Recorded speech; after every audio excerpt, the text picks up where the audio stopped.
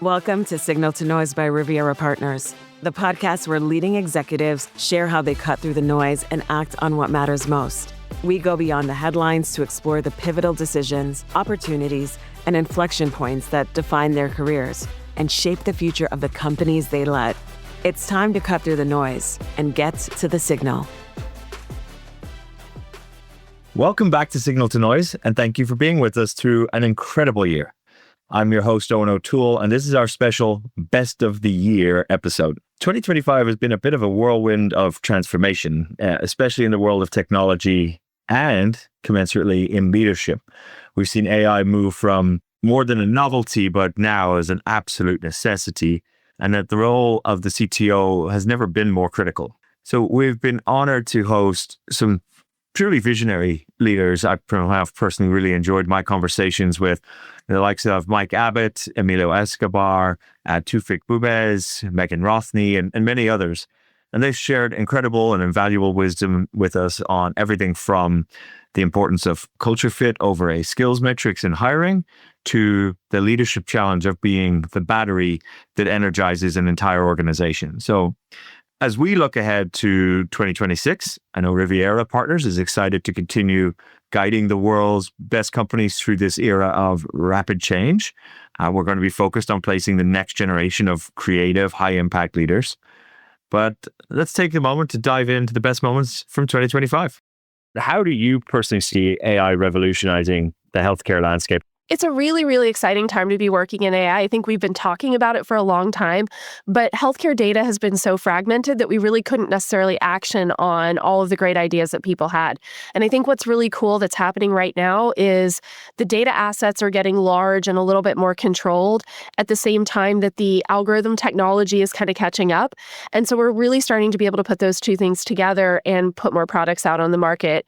Some of the places that I think this is going to have a huge impact, I think drug discovery is going to be kind of revolutionized by this, getting drugs to market much faster. I think in terms of diagnostics, really what I'm seeing is it's just easier right now for us to get to a prototype that we can then get out in the world testing than it's ever been before.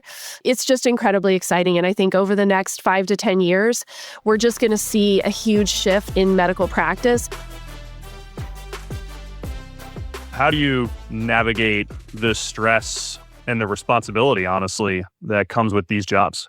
So I think the one thing the government actually gave me exposure to was that I got to deploy to some non-friendly areas. So my self-assessment of threat is different than most people. So if I can go to home and sleep on my bed at night, then I think I'm doing well.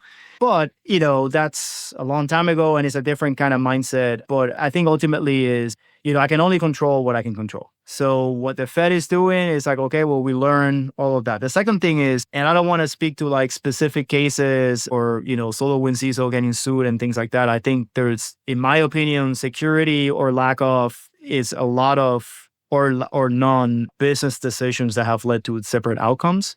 But going back to what I mentioned, if you are part of the C-suite, then you're a member of the business. So if it's going to rain in the company, then you're going to get wet. And I think, that's something that everyone has sort of realized. So it's working with your internal teams and your partners on, how do we make sure we codify decisions that we've made? What's the process for deciding on who makes a risk decision, at what point, when do we get escalated? So at Datadog, for example, like I'm lucky because I happen to be so aligned with Olivia and Alexi that if I don't think something is good enough, most likely they're not going to think it's good enough. In fact, the only time I've gotten trumped at Datadog was when I thought something was already good enough and Olivia was like, that's not enough.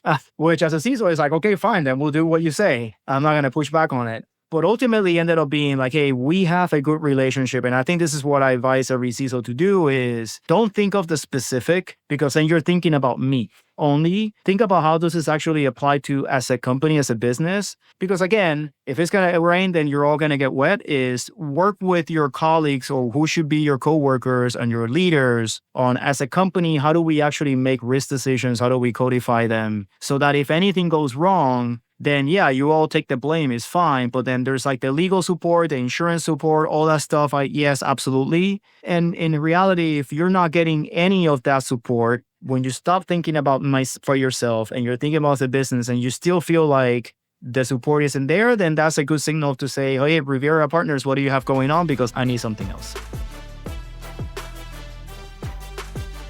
What advice would you give to CIOs as they think about framing this discussion with the board? They're going to need investment. They're going to be sitting in front of you. They're going to try to lay out a strategy to ask you for a giant bucket of capital. What would you counsel them to do and how to position that? And sometimes it's not a giant bucket of capital. Sometimes it's like a giant bucket of buy-in and a giant bucket of the ability to focus on this, not other things. So it's like I'm asking for prioritization and focus of the whole organization. So when they go to the CFO and they say, I need you to change your accounting process slightly in order to enable us to get, these downstream benefits, or I need to be able to go to the head of operations and do the same thing. And that air cover is incredibly important. And I don't think that people talk about it enough. Every CTO, and I think I made this mistake many times in my own career, it's like you sort of believe like if I build the solution perfect enough, then everyone will love it and everybody will love me and everybody will say I did a great job, right? And we're all like striving for that validation in our role. And we don't spend enough time, and people listening to this probably who have worked with me probably are laughing and saying, oh, Bill finally realized it. But the trying to bring people along even that much more than I did. I felt like I did, but like I obviously didn't do well enough all the time, right?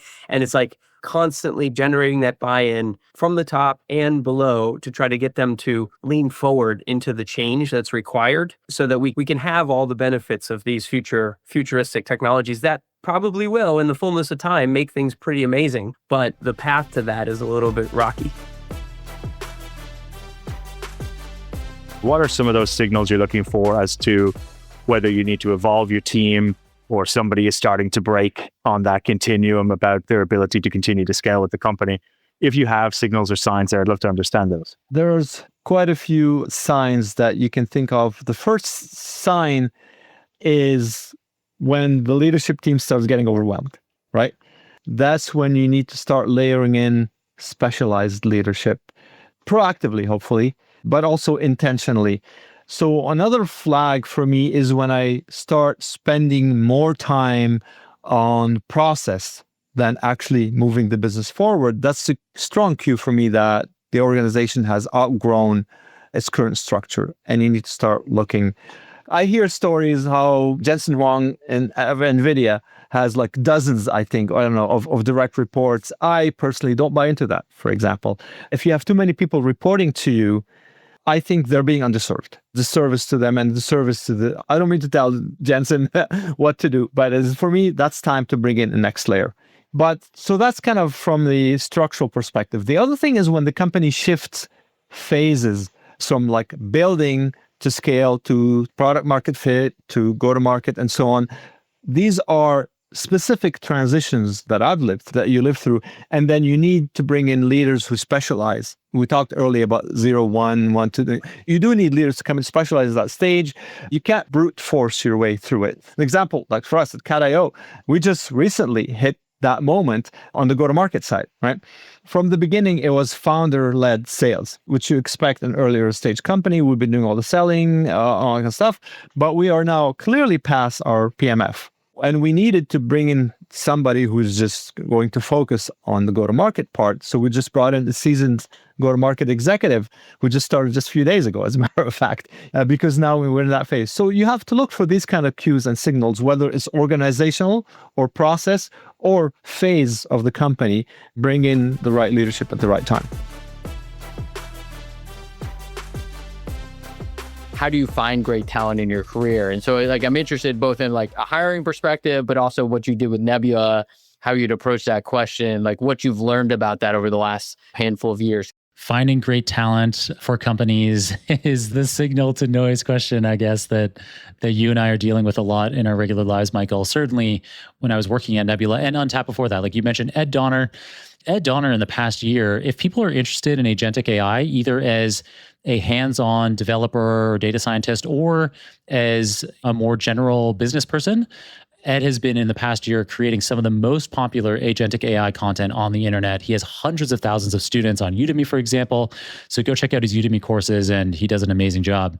So I had been working with Ed for 10 years on this problem of how can we use data and machine learning to improve the experience of finding the right talent, finding the signal amongst all of the talent noise out there for employers.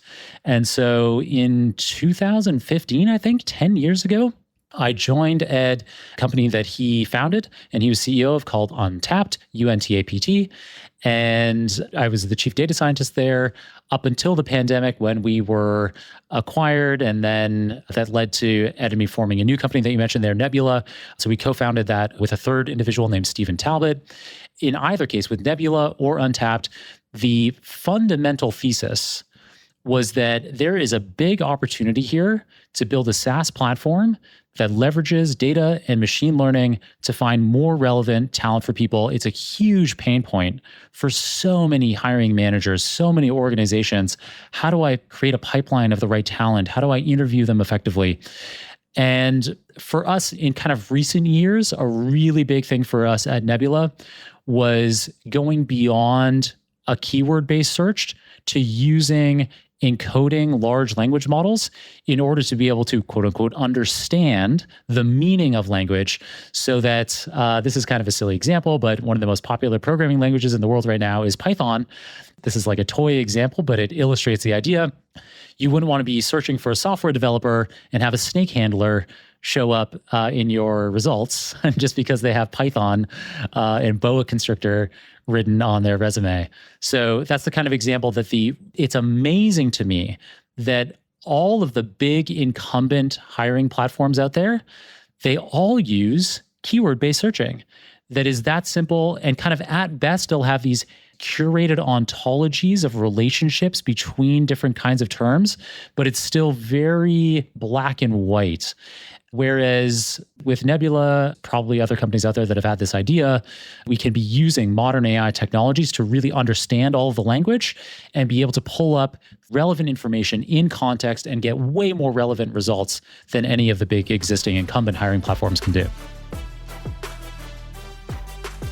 How do you think about identifying the talent that you need in any context, not just Sonos? And what do you think of when you try to determine good from great?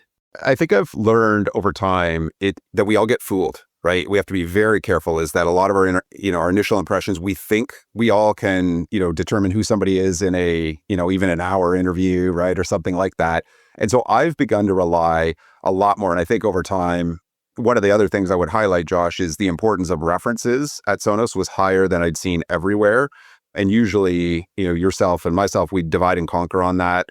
But the leader would be heavily involved in talking to both listed references and then other references we would find to understand truly who this person is and how we would help make them successful if they were the right candidate. And so for me now, so much of it has been understanding somebody at a deeper level. So spending a fair bit of time with them, understanding what motivates them, what do they want to get out of it, and really developing that kind of relationship, like you said, a really candid relationship over a period of time, but as well talking to as many people as possible that have worked with that individual to understand what they're really about and is this going to be a good fit. And so I still think that we in tech in general way underestimate the importance of references that maybe aren't provided, but understanding, that you seek out and find that ultimately tell you the strengths and weaknesses of particular individuals. Because again, the interview process and the experience, no matter how many hours you put in, are still going to potentially, you could fool yourself, right? And so I would say that's the important thing to me. And then I think I've found just the humility and curiosity is the thing that really sets the leaders apart that are great versus those that are good. There's some people that are fantastic experts in their area and in their discipline, but they don't really have an interest necessarily in learning the next thing or how AI impacts their area. And so they're good, but the great ones are figuring out, hey, what's my job going to look like in 5 years? What's the next step for this? Where's this all going? And they're humble enough to know that they don't know, but they're going to work towards figuring it out, right? And they're curious about what those answers are. And so I think that's a really, really important dynamic. Do you think that's predominantly done through agentic AI or, ultimately to deliver those personalized, actionable insights for organizations at an employee level, at an organizational level? Is agentic the way, or how do you see that playing out? My controversial take on this is that agentic AI doesn't exist yet. So Let me explain what I mean by that. So yes, you can see that as a future, just like how LLMs were, by the way, 2 years ago. Like when ChatGPT first came out, it was all about LLMs and AI, right? But we didn't actually see that being implemented in real life in a meaningful way. But now we are seeing it 2.5 years later, right? Like the number of tools that are actually generating value for your customers and for business enterprises. Agentic AI is where ChatGPT launch was, right? This thinking modes and this kind of doing on your own. There are some areas, Claude Code does whatever it does is pretty impressive, especially in coding and some of these things. But we have not seen somebody like, I'm an AI auditor. You just hand it over to me, all the documents, and here's your final thing. You don't have to talk to me ever again. Like we have not seen this level of purely agentic, completely hands-off kind of operations in practice, in production. But that doesn't mean it won't happen, but it's not there today. And it's going to take some time to build out those things. This is where we think Laridin is thinking about this as a company, because one of the estimate they have is that today the total IT spend, the technology spend is about $1 trillion. They're expecting this to go to 10 trillion. I don't know the exact number, but by, I don't know, in 10 years or something. If we have a $10 trillion of IT spend, you're essentially spending same amount of capital and human on your technology. And at that time, it becomes really important that, how do you measure the output of it? How do you measure the productivity of your workforce, which is now both humans and AI at the same time? Because you're not spending $100 a month on an AI seat, you're going to spend $10,000 a month on an expert per month. That's a very different value proposition, and you have to make sure that you actually can measure that and measure the productivity of it. Do you see any difference in the kind of trust you're gauging and winning from the early days when everyone's grandmother said, oh, never put your credit card on website, right? To all the different types of trust we'd had since then with mobile and all the complex platforms to now it feels a very Gen AI, synthetic versus authentic. Like, has the trust always been a similar issue, or are there any differences to the kind of trust problems we're tackling today? I believe we are at the cusp of testing what trust means to the consumer yet another time, when internet security was still a big, heavy factor. People didn't feel comfortable putting bank details or credit card details. You had to work on identity fraud mechanisms, convince them that it was safe, give them fraud alerting when something multi-factor authentication. We have come a long way since the advent of World Wide Web and getting to a point where people want to do digital payments, right? And share of wallet increase for wallet transactions and across both e-commerce and in-store. So it has been definitely been a work in progress to where we have actually now in a place where consumers trust us for e-commerce and in-store transactions. The reason why I say we are at an interesting juncture is because the typical forms of biometrics, the voice that we used to be able to rely to say, okay, we have voice biometrics now, or to authenticate who the consumer is on the voice channel, for instance, can now be easily spoofed, if you will, with the advent of generative AI. So you have to be extra careful in how do we actually add security to some of these experiences that we want to experiment with. I'm not saying you're already there, but we're certainly thinking about what does that introduce in terms of trust.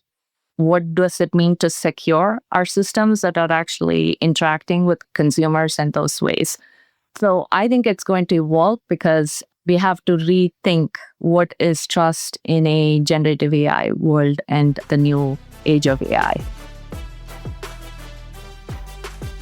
How do you see it changing development organizations going forward? Do you need less developers, or you still have the same amount of developers? They're working on more stuff. Is it a different level of developers? How are guys like you thinking about that? Well, and as you can imagine, a lot of these students are asking questions too, like, what's it for me? Because I do think these entry-level software jobs are going to wane. So when you say entry level, Mike, what do you mean by entry level? First job out of college program? First job out of college. Yeah. But I think what's also happening though, which is countering some of that, is that like that student I mentioned, who's a freshman who, like, if you looked at his LinkedIn, it looks like 2 years past school.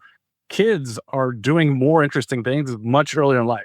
When I was 17, 18, I sure as I wasn't thinking about submitting a paper academically to go present all these different things. And it's like, wow. So like I think that gives me a lot of hope. Now that's not every student though. And so it remains to be seen. I think with these tools, I had General Motors, they had about 1,000 people trying out Copilot, like 31% of the code was being generated, et cetera. We found that actually those tools tend to help more senior people than junior people, which is a little bit counterintuitive, but in a way it kind of makes sense. But there are a group of, I was talking to someone the other day, there's also a category of people, and you mentioned age, that, they get so locked into using Emacs or, VI that they don't look at what does cursor enable. And they almost be resistant to that change, which I think is the other risk of like, yeah, okay, you got a bunch of senior people, but are they going to actually use the tools in the way that you want them to?